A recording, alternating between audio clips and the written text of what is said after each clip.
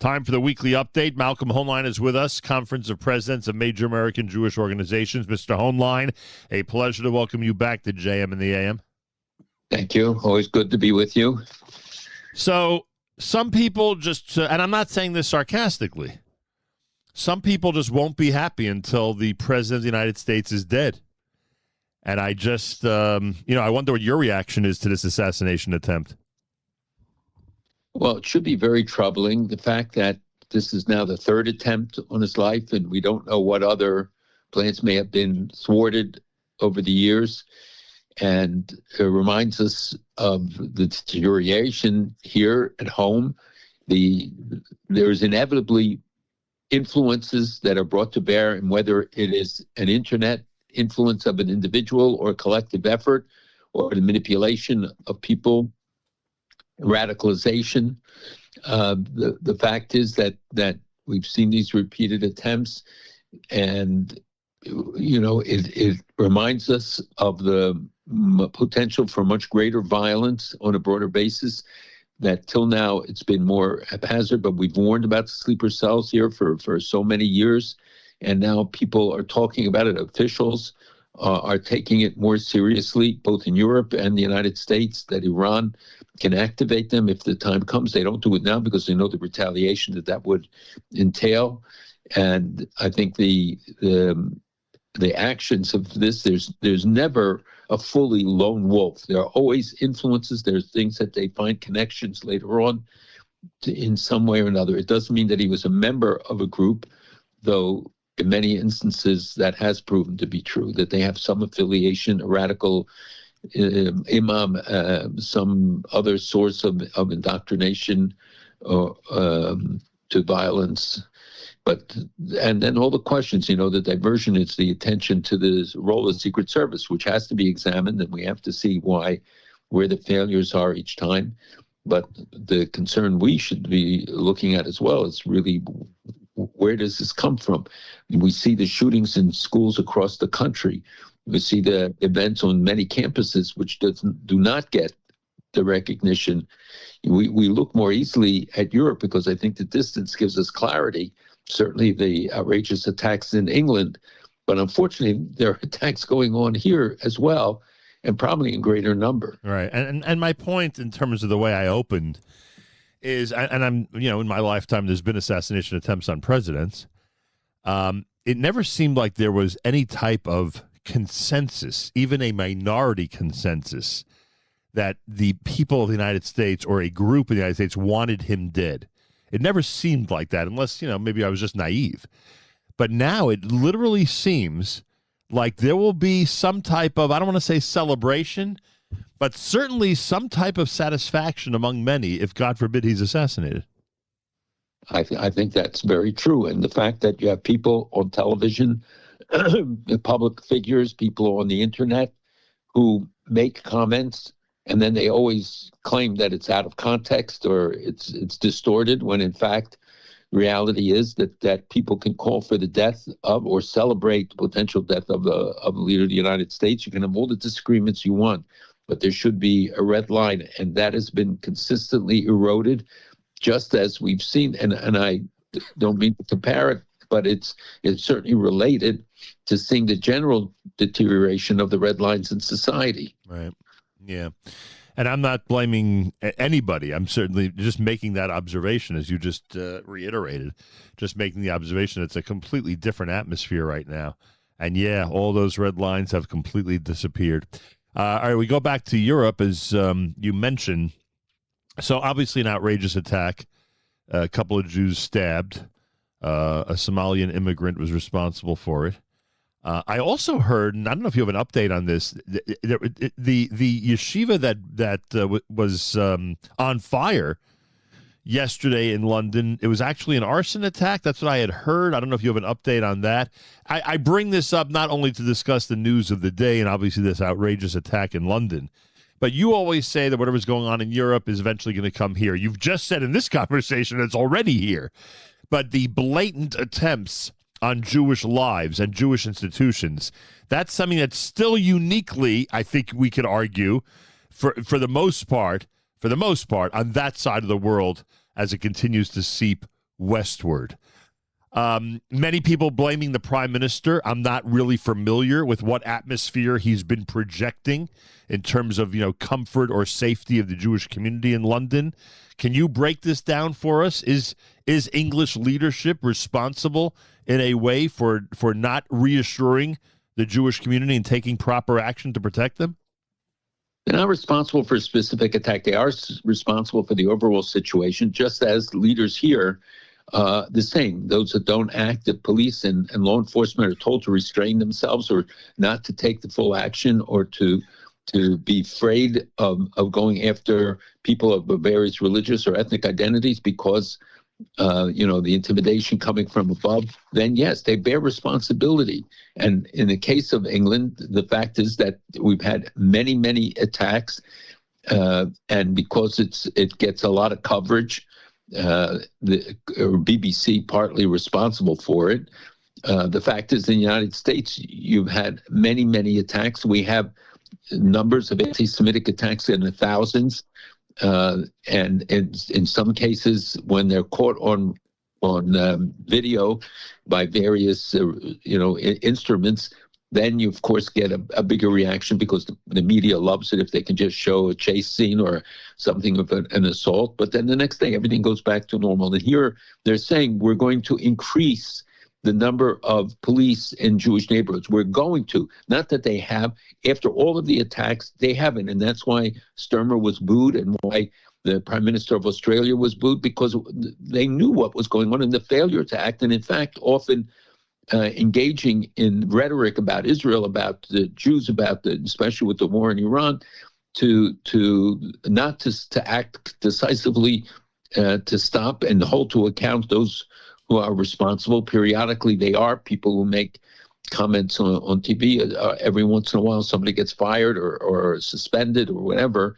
But the fact is that what we've seen from the Department of Justice here has been a change, and it does make a difference. It does affect what happens on the campuses when they hold the leadership to account. And we're still only scratching the surface in response. In Great Britain, now you've had so many attacks, and the very visible attack on the Hatzalah ambulances, right, which keep getting equated to these attacks on the street. But these guys went in the middle of the night, set fire to it. It's a cowardly act. But and then they say, of course, that they're crazy people and find all sorts of excuses. The reaction has been strong in Britain to this, but it's because it's a cumulative effect. Remember the number of incidents that have gone on, but we have to remember Pittsburgh, Plato, Texas, all of the other places where Jews are being assaulted every single day here. It's not caught on camera necessarily. It doesn't get the coverage, but it's happening here every day. It's not a potential that this will come to America. It's here in America. Do you know? And we knew it for all the years that we've warned about it because it's been happening, but the law enforcement and others did not take steps. And the investigations of the groups and barring them in the United States, now it's happening more. But look at the Iranian groups that are active and others that have sleeper cells here. Do you know if that yeshiva fire was arson? Do we have any conclusive? They did not say fire. The last that I saw, which was in the middle of the night, they did not say it was arson. They were still fighting the fire. But it certainly you have to be suspect these days. Yeah, 100%. And especially in light of what's been going on there. It's a I don't know what the answer is. I mean, I know that you know what the answer is because you're right when it comes to the DOJ and it comes to government institutions who are supposed to be cracking down on things. That is the answer. But the problem is they're always dragging their feet on this stuff. And as you say, they're always only providing security, after the fact. And I just, I don't know if this trend is ever going to change. You know what I'm saying? It's the normalizing. Look, there's an ad with the mayor of the city of New York on some unrelated subject where the two people come and knock on the door of Gracie Mansion. One of them is wearing the Palestinian scarf in a city-sponsored ad. Now, you can say, we're nitpicking. No, why would that be appropriate. If they had an anti-Islamic scarf or something else, they would never have permitted that to happen. Right. So I'm saying to you, because it's a matter of that we accommodate to it, that becomes too normal, that the comments and then they slough it off with a meaningless apology. No, then it permeates the thing, and then that gives expression in more and more people because they think they're getting permission to be able to give expression to it. And Europe tolerated for all these years. Governments encouraged some of these groups, even aided and abetted them and financing them. Here, too, we find that there were groups that were receiving money through government programs that were blatantly not only anti-Israel, but anti-Semitic. Yeah. And speaking of New York, by the way, as an example, the Park Slope, that's Brooklyn, folks, the Park Slope Food Co-op had a vote about boycotting Israeli goods. And they're trying to arrange they're trying to amend the bylaws, and they don't need a 2/3 vote to make a change like that. That a majority vote would be the same, because a majority vote they know would go against Israel. And it's everywhere, and some may say it's only symbolic, but nobody has any hesitation to do this in the heart of Brooklyn. Nobody has any hesitation to go about, making a proposal like this. So it may not be violent, but on every front, they're trying to do whatever they can to normalize anti-Israel behavior. And we're finding it now in corporate headquarters. We're finding it in the capital markets. We find it virtually everywhere. And as I said, it becomes too normal, and people then become immune to the reaction, or don't react in the way and with the shock and horror that deserves it. Right. Look at the failure to enact a bill to provide that in schools you have to be 100 feet away. They didn't bar a single demonstration. They didn't censor anybody. They didn't do anything. All they're saying is that you have children in schools and stuff, they should be 100 feet away. And the police say they need to have more leeway. So it could have been worded in other ways, but it isn't. It's the fact that maybe it's the teachers' unions who are spending, by the way, a fortune, hundreds of millions of dollars across the country in fostering hostile anti-Semitic and anti-Israel activities. So you take something that simple that should have been an automatic, and it should be practice and policy anyway, that entrances to schools and others should be kept free. Yeah. Well, and by the way, that includes the New York City teachers union, because people, again, always think that, New York's the exception, a lot of Jews, a lot of influence, et cetera, but you just see some of the things that they're voting on at their union meetings, including something that happened this week. So it's really everywhere, including New York. And then you have people running for office, candidates running for office on different levels of government, of legislature in the United States, and they're running on not anti-Israel agendas, they're running on anti-Jewish agendas, and they're running on anti-Israel bond investment agendas. And again, wake me up if I'm wrong about this. I don't think it was like this years ago. Even if they felt that way, they had a way of couching their words. They had a way of getting these signals across without being direct. Now they're really open about it. Well, it's a flashback to the 30s, where Father Coughlin and others could do things publicly and Lindbergh and others, that now it's celebrated. It's not just, right. That rallies and you can make the most outrageous accusations, and the reaction is minimal. And in schools, the consequences in most cases, or in many cases, is not. And we have to compliment the Speaker of the City Council and for staying up, and the members of the City Council that do. It's not enough, including Jewish members. They have to be out there fighting and making the case on this at the state level as well. That we do not hold them ultimately people to account, that they running against AIPAC, that AIPAC becomes an issue, that even a Cory Booker in New Jersey, senator, says publicly, I'm not going to take money. You may not think it's significant. Of course it is. And it's a process of disassociation that candidates try to out-Israelize each other, so that the one that was more moderate all of a sudden has to come out and say, publicly, I will not vote for anything for the Iran war. I will not do other things. because of the pressures and it's within the Democratic Party. And a city like New York, it's the essential election is what happens in the Democratic primaries. And a reminder to everybody who's not registered to go out and register and then, of course, vote. It's essential in any race, local or citywide, that our voices get heard, or don't complain about the results. You think part of it is an anti-Trump thing because there's this impression that the majority of AIPAC people are likely Trump supporters? I do think that things are related to Trump, and that galvanizes some of the opposition. And again, a lot of it distortion, but there are things that you could. And again, there's nothing wrong with having disagreements. How many people disagreed with what President Obama had to say? Right. Nobody knew what Joe Biden was saying, so they couldn't organize against it. But certainly, we saw the divisions during all of these presidencies, and legitimate debate is healthy in a democracy. You want it. You don't want people to be able to just dictate, and people are indifferent. People are indifferent, and they still don't take a lot of this seriously enough, except for the 10 minutes, immediately in the aftermath. And you have the Hatzalah guys or the Shomrim or others who bear the brunt and are out there. But most of the people, then they just go back to life as normal. If it didn't affect them, it didn't affect their shul, so they go on. No, that's not the answer today.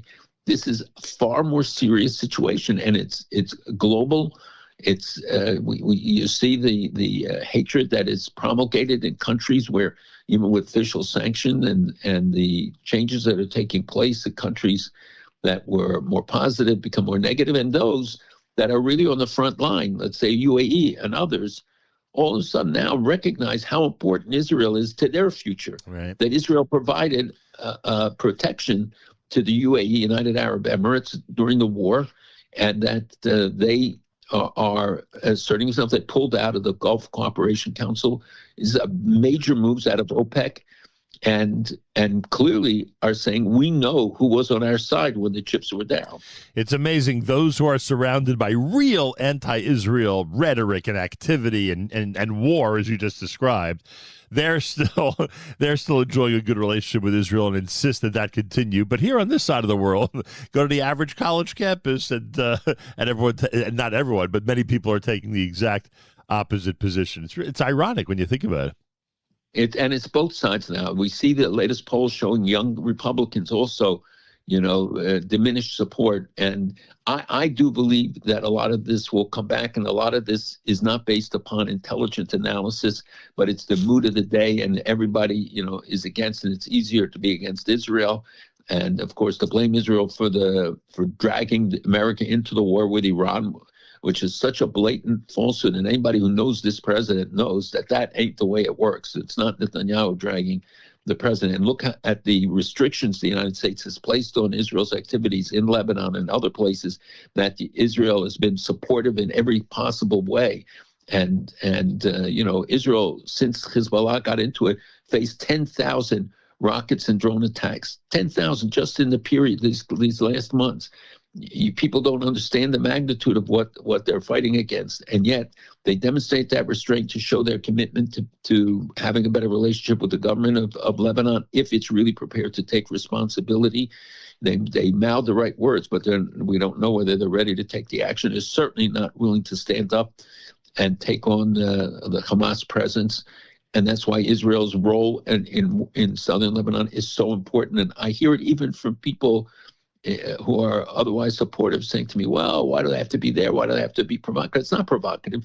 When you're finding immense tunnels running kilometers, yeah. when you find the huge stockpiles of weapons everywhere they go, this people, our people, your listening audience, everybody, they have to know the facts to understand what we're up against. Yeah, and there's also no question, because of the restraint that you just described that Israel now has to subscribe to because of President Trump. Not a criticism, just a reality. Because of that restraint, it puts our soldiers into even greater danger. And we see, episodes happening that normally would not have happened if Israel would, in fact, take advantage of the upper hand and immediately do what needs to be done. And that's very often the case, as you've described to us, how Israeli soldiers are in more precarious situations because of the restraint that they end up showing. It's America's one and only Jewish Moments in the Morning radio program, heard on listeners-sponsored digital radio. Around the world, the web at NachumSegal.com and the Nachum Segal Network, and of course, on the beloved NSN app. Malcolm Hoenlein with us.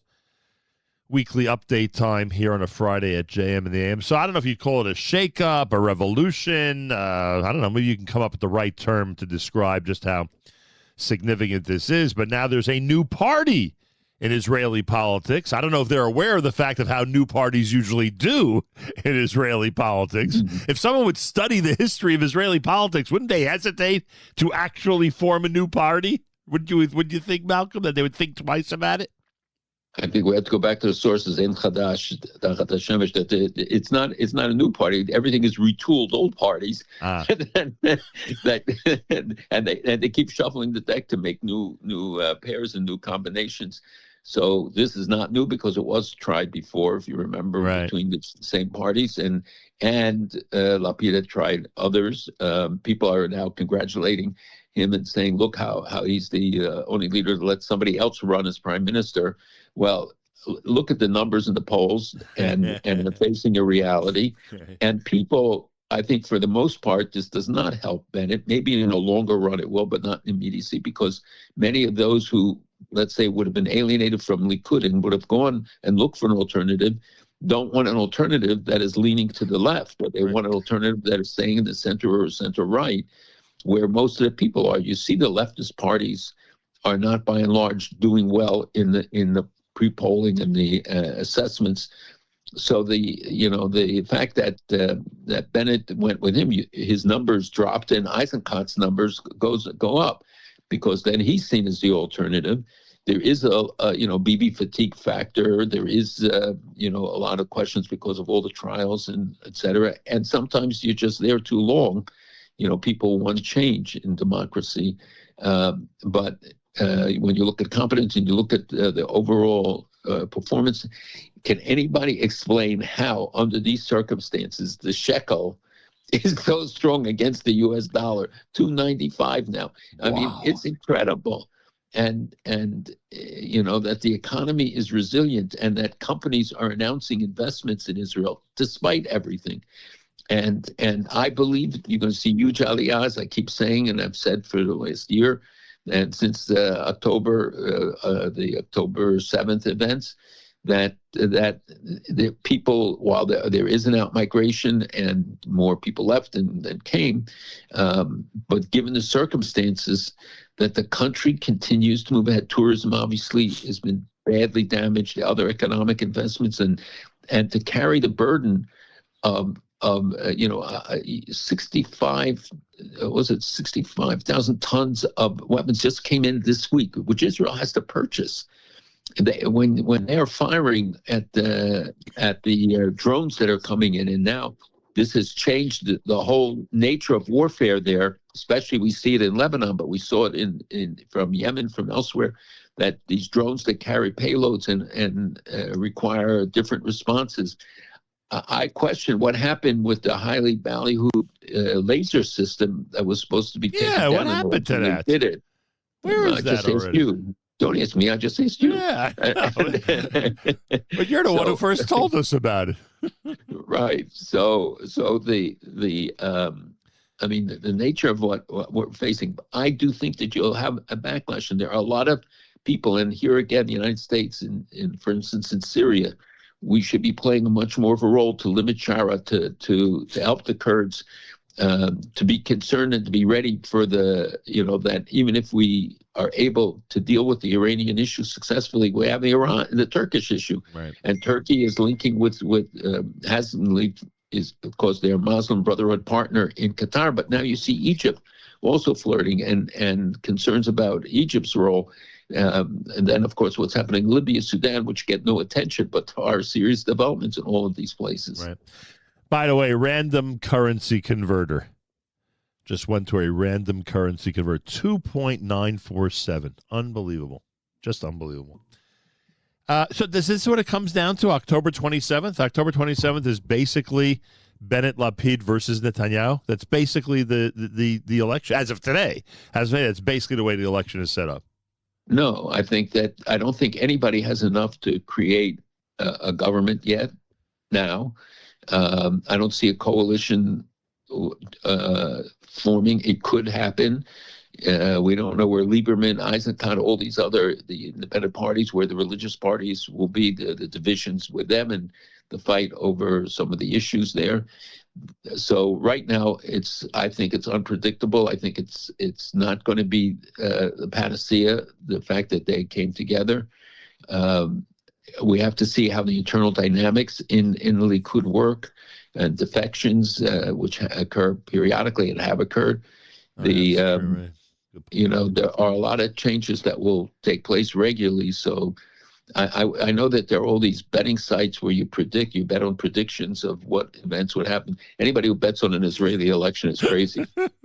I was just going to say, boy, talk about the house making money. I mean, that's like a guarantee. Unbelievable. Speaking of interfering in Israeli elections, which obviously we weren't talking about, but that's my segue. What did you think of the President of the United States declaring that President Herzog would be a national hero? That's the term he used. National hero if he could arrange for a pardon of the prime minister. Well, I mean, I think he used harsher terminology in the past in these references. He's going the other way now, trying to convince him to do it from that angle.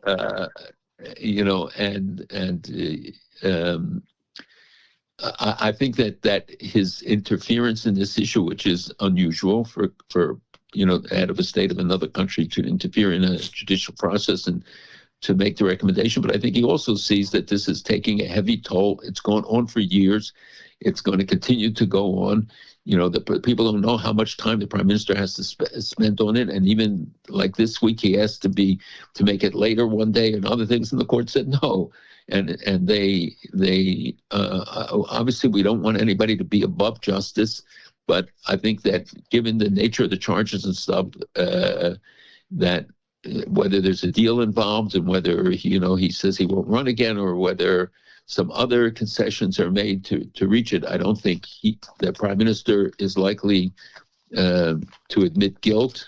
As to get a pardon. I think that is one of the requirements, and that's why the president keeps saying to President Herzog, bite the bullet and just give him a pardon and tell him that it's over, because right. It's of the toll that it takes.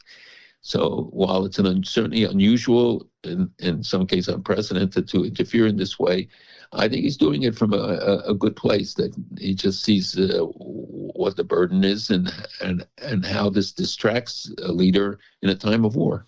Have you reached out to the prime minister in light of the news that came out regarding his recent health issues?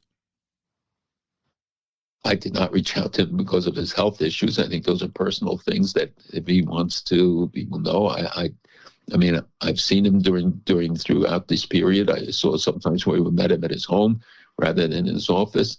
And knowing him for 45 years or 43 years, those personal things should remain personal. I think, he acknowledged it in his annual report. Then they start attacking him. Why he didn't tell everybody then is because it's nobody's business. I mean, if there is a threat, a president or prime minister appoints somebody to fill in, that you don't have a void. The president of the United States, when they go under anesthesia, have to do it, and do it. There was no point, it seems, where he was in any danger or incapable of running it. So, but people just latch on to every issue, even personal issues such as this, to attack. Hey, makes our job more interesting. We haven't even discussed the options with Iran. I don't know, is the ceasefire on? Is it off? Is it being extended? The president of the United States seems to be frustrated that there's no leadership in Iran to deal with, which I think we knew months ago at this point, or certainly from the time of the assassination of the leaders at the beginning of the war, et cetera, et cetera. With all that in mind, what do you think of the Russian meeting with the Iranian leadership this week? Look, the Russians have been deeply embedded in Iran all along. The Chinese, in a different way, certainly much more an economic thing, but the Russians also politically. And they ran the Iranian negotiations in Geneva. They had people embedded in the supreme leader's house. So in this relation, the fact that the Russians, would host it because, number one, he wants to be relevant. Two, Putin sees himself as a world leader. And, now that he's selling more oil and has the income, he certainly doesn't have any glory from the war in Ukraine, though, of course, they will claim much more than what they've achieved. So it's almost natural that they would go to Moscow for a show to counter the other side, the U.S.-Israel led side. But I wouldn't read this as a major shift of any kind. And the Russians don't have the capacity so much Iran was helping Russia more, giving them the drones, building factory for the drones, et cetera. And now perhaps there's some supply of weapons. More important is what China sends to them.